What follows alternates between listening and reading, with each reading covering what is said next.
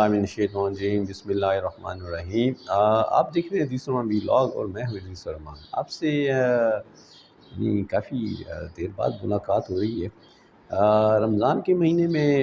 Totally میں نے کوئی ولاگ نہیں کیا، اور میں پروفیسر حافظ عبدالصمد طاہر صاحب کی تیاوی کے بعد کے جو بیان تھے وہ میں اپلوڈ کرتا رہا، اور اس کے حوالے سے آپ لوگوں نے اسے مستفید بھی ہوئے۔ اور کیونکہ رمضان سال میں ایک دفعہ آتا ہے، اور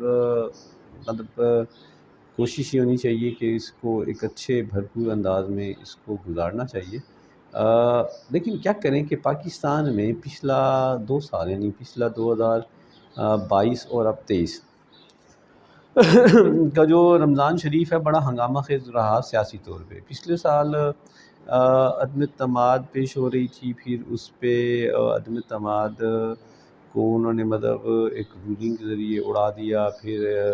صدر پاکستان کو ایڈوائس دی گئی، صدر پاکستان قومی اسمبلی ڈیزالو کر دی، پھر سپریم کورٹ آف پاکستان اس پہ سو موٹو لیا، پھر اس پہ ہفتہ 10 دن کارروائی ہوئی، پھر اس کے بعد انہوں نے اس رولنگ کو غیر آئینی قرار دیا، پھر اسمبلی دوبارہ بحال ہو گئی،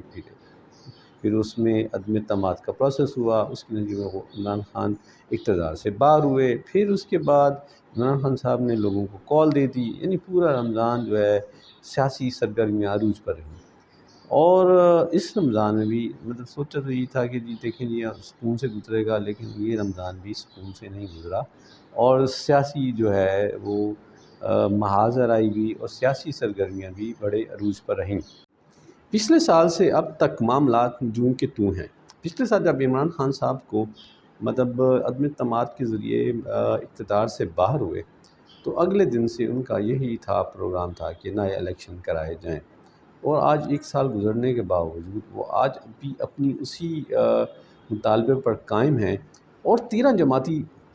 جو کولیشن پارٹی ہے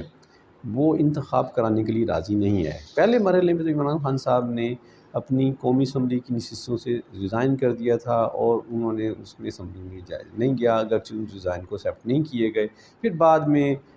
پی ڈی ایم نے کی جو حکومت ہے اس نے کسی اسٹریٹجی کے تحت ان کی ریزائن جو ہے ایکسیپٹ کر لی،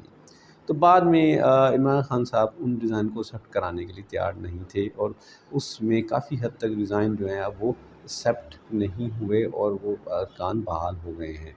پھر خان صاحب نے پنجاب اور کے پی کے کی اسمبلیوں کو تحلیل کروا دیا۔ یہ بھی ساری ایک لمبی سٹوری ہے جو آپ سن چکے ہیں۔ اب حالیہ کشیدگی میں اس وقت جو فریق ہے وہ بھی عمران خان نہیں ہے، بلکہ اس کشیدگی میں اور اس آئینی بحران میں اور اس آئینی ڈیڈ لاک میں سپریم کورٹ آف پاکستان اور حکومت اور پارلیمنٹ اب فریق ہیں۔ جو معاملات، جو لڑائی، جو جدوجہد، جو سیاسی کشمکش وہ عمران خان صاحب کر رہے تھے، اب وہ اس میں رول تبدیل ہو گیا ہے، اور اب اس میں سپریم کورٹ آف پاکستان ایک پارٹی کے طور پر سامنے آئی ہے۔ اب سپریم کورٹ آف پاکستان کا یہی سائیڈ پہ آنا، یہی ایک سب سے بڑا وجہ تنازع ہے۔ سپریم کورٹ آف پاکستان اس لیے اس پہ آئی کہ بنیادی طور پہ 2 اسمبلیوں کے ڈیزالو ہونے کے بعد جو ان کے 90 دن کے اندر الیکشن ہونے کی جو شرط ہے، صرف شرط نہیں ہے بلکہ یہ آئینی ایک ریکوائرمنٹ ہے، اور یہ آئینی ریکوائرمنٹ اس وقت وفاق اور صوبائی گورنر پوری نہیں کر رہے، اور سپریم کورٹ آف پاکستان کے 2 ججز نے اس موضوع پہ سو موٹو لینے کا کہا، اور چیف جسٹس نے اس پہ سو موٹو لیا، تو یہی ایک سب سے بڑا وجہ تنازع ہے جو سپریم کورٹ آف پاکستان کے 3 ججز اور حکومت اور اس کے ساتھ ساتھ پارلیمنٹ کے درمیان ایک بہت بڑا محاذ آرائی اتنے عروج پر ہے کہ اب تو لوگ کھلے الفاظ میں یہ کہنا شروع ہو گئے ہیں کہ اب کہ قبر ایک ہے اور مردے 2 ہیں، یعنی کسی ایک فریق کی تو موت آنی ہے۔ موت ایک استعارے طور پہ استعمال ہو رہی ہے، اللہ نہ معاف کرے کہ کوئی کسی کو مارے گا نا، یعنی اب یہ تو حکومت جا سکتی ہے، یا چیف جسٹس صاحب یا سپریم کورٹ کے ججز جا سکتے ہیں۔ معاملہ اتنا گمبھیر ہوا، اور اس گمبھیر ہونے میں سپریم کورٹ کے اعلیٰ آنریبل ججز کا بھی ایک خاص رول ہے۔ اب سپریم کورٹ آف پاکستان میں اس ایک بہت بڑی تقسیم ہے، اور یہ تقسیم جو ہے بظاہر قانونی اور آئینی معاملات کی تشریح کے اوپر ہے، لیکن بنیادی طور پہ یہ تقسیم جو ہے وہ ذاتی محاذ آرائی اور ذاتی چپکلش ہے۔ سپریم کورٹ کے 1 نمبر اور 2 نمبر جج، وہ میرا مطلب 2 نمبر سے مراد کہیں وہ کنڈکٹ وائز 2 نمبر نہیں، میرا مطلب قطعاً 2 نمبر سے مراد نہیں، وہ میں منہ سے شاید نکال بیٹھا کہ جو سپریم کورٹ میں سینارٹی کے لحاظ سے نمبر 2 جو جج ہیں وہ ان کے اور چیف جسٹس کے درمیان جو ہے معاملات بڑے کشیدہ ہیں، اور چیف جسٹس آف پاکستان جو عمر عطا بندیال جو ہیں وہ انہیں اپنے اہم ترین جو یوں کہیں کہ جو سیاسی معاملات سے ریلیٹڈ ہیرنگز ہیں اس میں ان کو شامل نہیں کر رہے، اور اس گروپ میں بلکہ اب اور کچھ ججز بھی شامل ہو گئے، اگرچہ جن کو سپریم کورٹ آف پاکستان کے سیاسی نوعیت کے بینچز کی ہیرنگ میں مطلب شامل کیا جاتا رہا۔ تو اب وہاں جو بنیادی طور پہ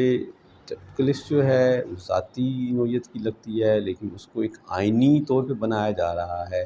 وہ ہے بنیادی طور پہ آئین کا آرٹیکل 184(3) جو سپریم کورٹ کے دائرہ اختیار کے حوالے سے ہے۔ تو اس وقت فاضل ممبران بینچ ججز جو ہیں جو ہیں وہ سپریم کورٹ کے دائرہ اختیار کے حوالے سے اس پہ اپنے موقع پہ ڈٹے ہوئے ہیں کہ بینچز میں کی ساخت کے حوالے سے اور تشکیل کے حوالے سے اور جو ہے سو موٹو کے دائرہ اختیار کے حوالے سے۔ تو اب جب کہ یہ بڑا اہم ایک سو موٹو لیا، اس میں 2 ججز پہ اعتراض لگا کہ جی وہ تو پارٹی تھے، پھر ایک جج کے اوپر کوئی آڈیو آئی، انہوں نے کہا جی یہ جج تو نہیں ہونا چاہیے، تو 2 ججز کو فارغ کیا، 2 ججز نے پھر 2 ججز کو اس بینچ سے نکالا گیا، اس پہ مطلب تھا کہ جی 9 رکنی بینچ نے لکھ کے دیا چیف جسٹس کو کہ نیا بینچ بنایا جائے۔ جب وہ ان 4 ججز کو ایلیمینیٹ ہو گئے، یعنی جسٹس یحییٰ فریدی تھے اور جسٹس منصور علی شاہ تھے، جسٹس مظہر علی نقوی تھے اور جسٹس احسن ہے جی احسن، تو وہ جب ان کو ہٹایا تو 5 رکنی بینچ بنایا، تو اس 5 رکنی بینچ میں سے 2 ججز جسٹس جمال خان مندوخیل اور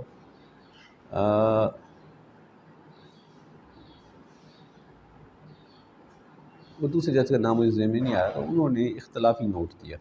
اب وہ کہتے ہیں کہ جی پھر 3 ججز نے بیٹھ کے اس پہ فیصلہ دیا، انہوں نے کہا کہ 90 دن میں الیکشن ہونے چاہیے، انہوں نے اس پہ ڈیٹ دے دی، الیکشن کمیشنر کو پاکستان کو کہا کہ وہ جو ہے مطلب کہا کہ وہ الیکشن کا ارینجمنٹ کرے، گورنمنٹ کو کہا گیا کہ اس کو پیسے دے، منسٹری آف ڈیفینس کو کہا گیا کہ جی وہ سیکورٹی پلان دے، پنجاب حکومت کو کہا گیا کہ جی وہ اپنی ساری ارینجمنٹ، سارے معاملات میں اب سارے چٹے ہیں کہ جی وہ کہتے ہیں جی الیکشن نہیں ہو سکتا، منسٹری آف ڈیفینس نے علیحدہ اپنا ویو دیا، اب گورنمنٹ نے اس کے اوپر جو ہے وہ پارلیمنٹ میں بڑی تقاریر ہوئی۔ اچھا، پارلیمنٹ نے جو ہے ایک قانون پاس کرنے کی کوشش کی کہ جو بینچز کا تعین ہے یا سو موٹو کا تعین ہے وہ alone chief justice of Pakistan کے پاس نہیں رہنا چاہیے، تو اس کے لیے اچھا بات یہ کہ دیکھیں پارلیمنٹ جو ہے وہ سپریم ہے۔ اچھا یہ بڑی بحث ہے کہ آئین سپریم ہے یا پارلیمنٹ سپریم ہے، تو کہتے ہیں جی آئین سپریم ہے، تو دیکھیں جی آئین سپریم ہے تو آئین کو بنانے والا کون ہے جی پارلیمنٹ ہے، تو ظاہر ہے پارلیمنٹ بھی سپریم ہوگی۔ اچھا اب پارلیمنٹ کے اراکین پہ بھی ایک بہت بڑی ذمہ داری عائد ہوتی ہے۔ دیکھیں بات یہ ہے کہ 1972 کا جو آئین ہے وہ اس پارلیمنٹ نے نہیں بنایا، لیکن وہ پارلیمنٹ نے بنایا ہے، اور اس ہر عہد میں جو پارلیمنٹ ہے اس کو اپنی پریویس پارلیمنٹ کے کیے ہوئے فیصلوں کو، یا تو ایک وے ہے کہ اگر اس سے وہ اختلاف رکھتی ہے تو اس کو پھر یہ ہے کہ 2/3 اکثریت سے اس کو تبدیل کر دے، اگر وہ نہیں کر سکتی تو اس کو پھر پچھلی پارلیمنٹ کے ترمیم کردہ یا بنائے گئے آئینی نکات کو پھر آنر کرنا ہوگا، پھر اس کو اون کرنا ہوگا. پھر یہ نہیں ہوگا کہ پھر وہ اس کو ڈس اون کر دے کیونکہ بھی ہم نے تو نہیں بنایا تھا. کیونکہ اسی طرح سپریم کورٹ آف پاکستان ایک ادارہ ہے، لیکن اس میں ججز ہوتے ہیں، لوگ ہوتے ہیں، فیصلے لوگ کر دیتے ہیں. اس میں ہوتا یہ کہ ادارے کی ایک انڈورسمنٹ ہوتی ہے. اب سپریم کورٹ آف پاکستان کی اگر ماضی کے فیصلے اگر غلط ہیں، مطلب جو ہیں بھی صحیح، تو اس کے بارے میں یا تو سپریم کورٹ آف پاکستان اس کو لارجر ویو میں جا کے اس کو ایک ریویو کر کے یا تو کر دے، نہیں تو ادروائز اس کو اون کرنا پڑے گا. اب صورتحال یہ ہے کہ آئین کا آرٹیکل جو کہ بڑا واضح ہے، آرٹیکل ہے جی 224 ہے، جو کہ کہتا ہے کہ اگر قومی اسمبلی یا صوبائی اسمبلی تحلیل ہو جائے تو 90 دن کے اندر الیکشن ہوگا. اب یہاں بحث اس بات پہ ہو رہی ہے کہ کیونکہ جی اسمبلی کی جو توڑے جانا ہے وہ بدنیتی پر مبنی ہے، اور عمران خان نے جو ہے زبردستی جو ہے 2 CMs کو کہہ کے اسمبلیاں توڑوائی ہیں. دیکھیں بات یہ ہے کہ آئین اس بارے میں چپ ہے، اس پہ آئین میں اس بات کی کوئی صراحت موجود نہیں ہے. کیا CM کا اسمبلی توڑے جانے کی نیت کو بھی دیکھا جائے گا، یعنی اس کی انٹینٹ کو بھی دیکھا جائے گا. اب یہ بات یہ ہے کہ بالکل اس بات کو ہے، لیکن اب اس وقت آئین میں یہ بات کہیں نہیں ہے. دوسری جو آئین میں جو بات نہیں ہے اس بات کے اوپر اس کو، ہاں ایک ہم اس کو یہ کہہ سکتے ہیں کہ آنے والے دنوں میں اسمبلی کو یہ دیکھنا چاہیے، یہ آئینی ترمیم کرنے کی ضرورت ہے تاکہ فیوچر میں، کیونکہ دیکھیں یہ بڑی اہم ذمہ داری والی بات تو ہے. دیکھیں کسی ایک پاگل شخص کے ہاتھ میں اگر ایک چیز آ جائے اور اس کے اختیار کا غلط استعمال کر بیٹھے تو اس چیز کو بھی دیکھنا ضروری ہے کہ اس کو اختیار کو استعمال ہونے کے لیے، کیونکہ اس سے پیشتر اسمبلی توڑے جانے کا اختیار صدر پاکستان کے پاس تھا 58(2)B کی صورت میں، جو کہ 8ویں ترمیم میں تھی، جو اس میں بعد میں 18ویں ترمیم میں اس کو پھر ہٹا دیا گیا. تو اسی طرح مطلب آئین کوئی ایک جامد ڈاکومنٹ نہیں ہے، یہ کوئی اسٹیٹک نہیں ہے، اس کو وقت کے ساتھ ماڈیفائی کیا جا سکتا ہے اور کیا جانا چاہیے. لیکن اس وقت آئین کا مطلب یہ پیرامیٹر یہ کہتا ہے کہ 90 دن کے اندر الیکشن ہونا ضروری ہیں. تو اب یہ نہیں ہوتے تو یہ آئینی وائلیشن ہے. اب اس کے اوپر ہمارے سپریم کورٹ آف پاکستان کے اندر 4 ججز کی میں بات کروں گا کہ ان 4 ججز نے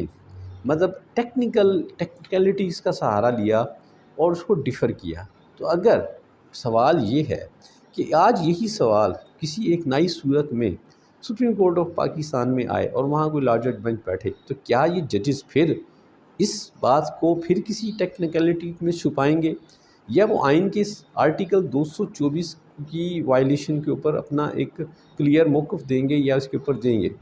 تو اب ان ججز نے جو ہے آئین کے آرٹیکل 184(3) کی اس میں گئے کہ جی سپریم کورٹ کا دائرہ اختیار نہیں تھا، یہ معاملہ جی آلریڈی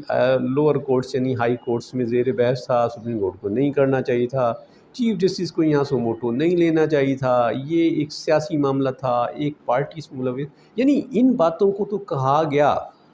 لیکن اس 4 ججوں نے اس مسئلے کو زیر بحث نہیں لایا کہ اب جب کہ یہ ساری سچویشن ہو گئی ہے اور آئین کا آرٹیکل 224 اس بات کو کھلم کھلا کہہ رہا ہے کہ اسمبلی اگر توڑ دی جائے تو پھر 90 دن کے اندر الیکشن ہوگا، اور اگر اسمبلی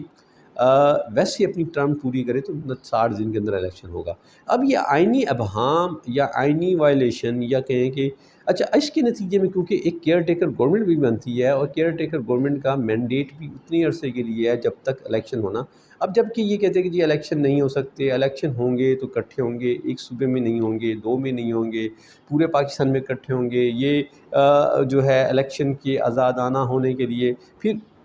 جو ناقدین ہیں وہ چاہتے ہیں کہ جناب الیکشن کے لیے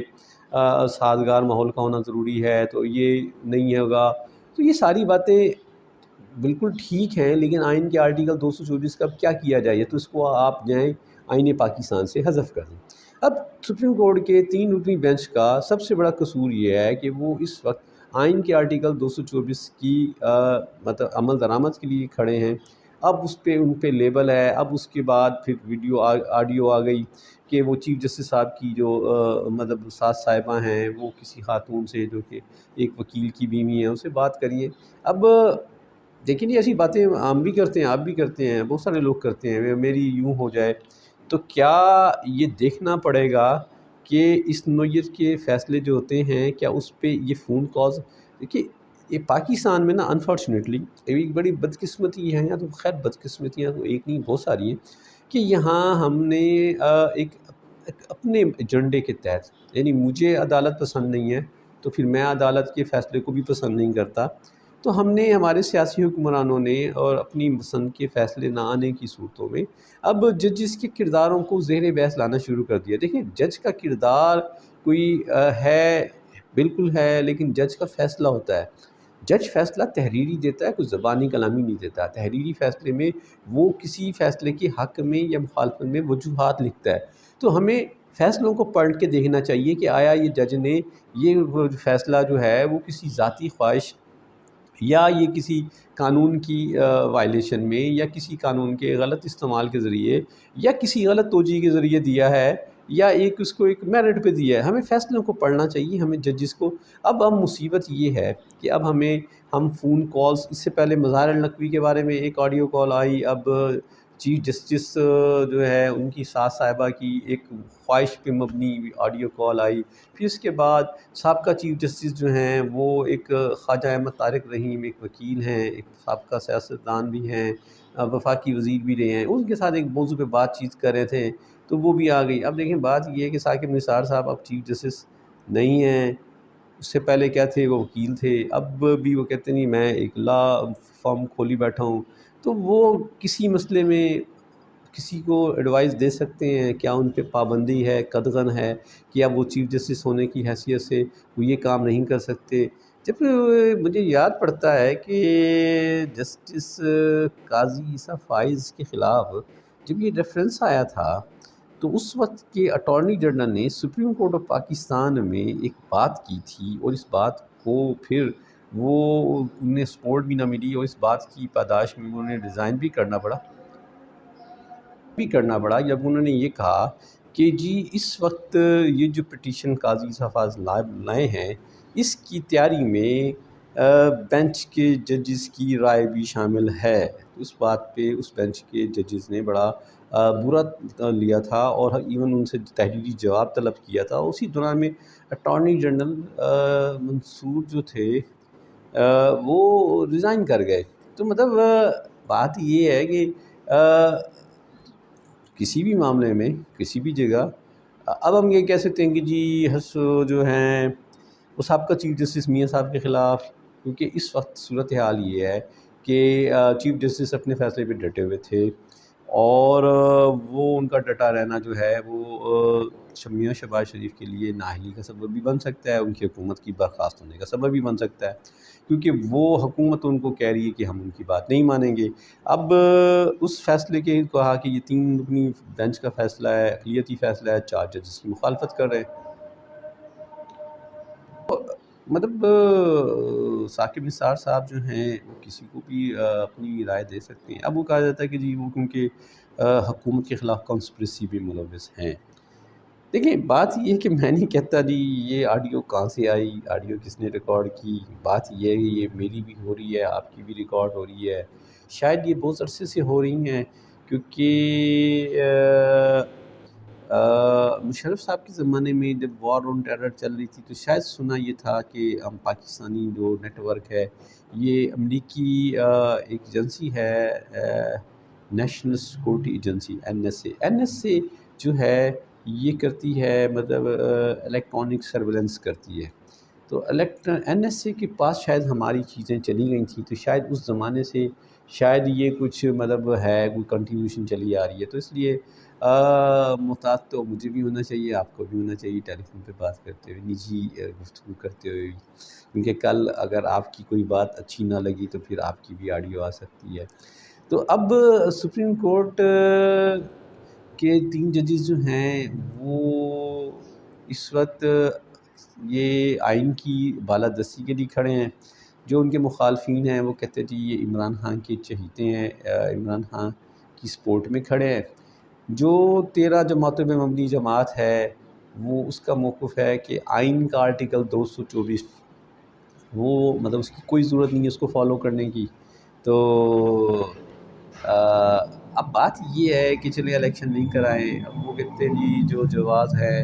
کہ جی پیسے نہیں ہیں، تو کیا بات ہے کہ جی اکتوبر میں پیسے آ جائیں گے، الیکشن سارے اکٹھے ہونے چاہیے اس میں۔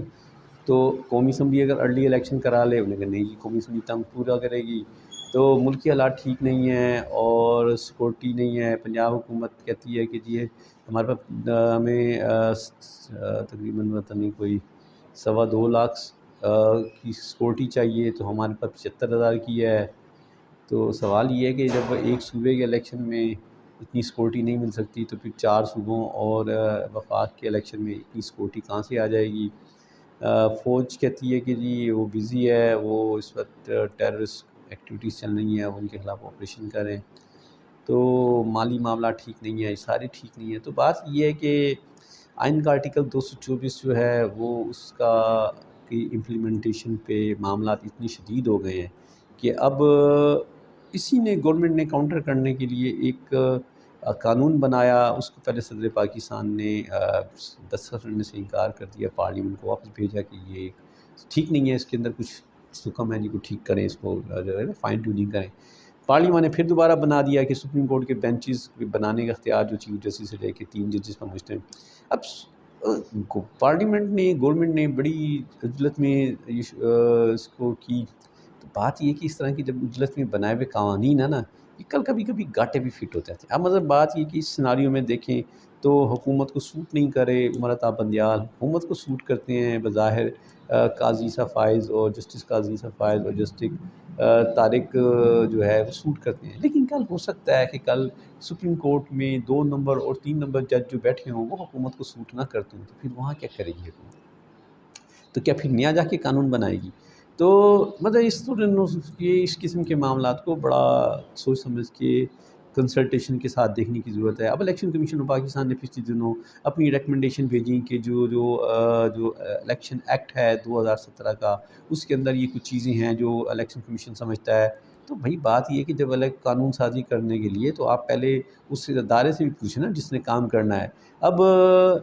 63A جو ہے بی جو ہے 63 جو ہے نااہلی کے حوالے سے سپریم کورٹ آف پاکستان نے جب اس کی تشریح کی تو اس پہ ہمارے صحافی حضرات اور ہمارے سیاستدان جو ہے نا بڑے جذب نظر آتے ہیں کہ سپریم کورٹ آف پاکستان نے ایک غیر متنازع فیصلہ دیا ہے کہ اس میں بھی تھا کہ جی پورے ججز بیٹھ جاتے، اس میں بھی شاید 2 ججز نے